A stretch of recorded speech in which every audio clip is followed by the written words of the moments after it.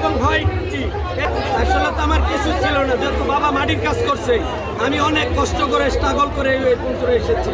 আজকে হিরোই ছিলাম, এখন কি হয়েছে এটা জানি না, তবে 28টা দোকান হয়েছে, সফল হয়েছে, দেশে ভালো অবস্থান করেছি। আসলে এই চা শিল্পকে বাংলাদেশের চাকে বিশ্বের দরবারে তুলে ধরতে চাই। এই মাধ্যমে আমার বাংলাদেশের বাঙালি যদি 50 টাকা করে আমার দোকানে সিরিয়াল দিয়ে চা খা, আগামীতে ইউরোপ কান্ট্রিতে আমরা এই চা প্রসার করবো। যদি গভর্নমেন্টে সরকারিভাবে আমাকে সহযোগিতা করে বাহিরের রাষ্ট্র আমরা এই চা পৌঁছে দিব। যেহেতু আমাদের চা দিয়ে তেঁতুল চা হয়, মাল্টা চা হয়, মরিচ চা হয়, রং চা হয়, দুধ চা হয়, কিন্তু কফি দিয়ে শুধু ব্ল্যাক টি হয়, ব্ল্যাক টি এবং হোয়াইট টি, এই দুইটাই হয়। কিন্তু আমাদের এই চা দিয়ে অনেক কিছু হয়।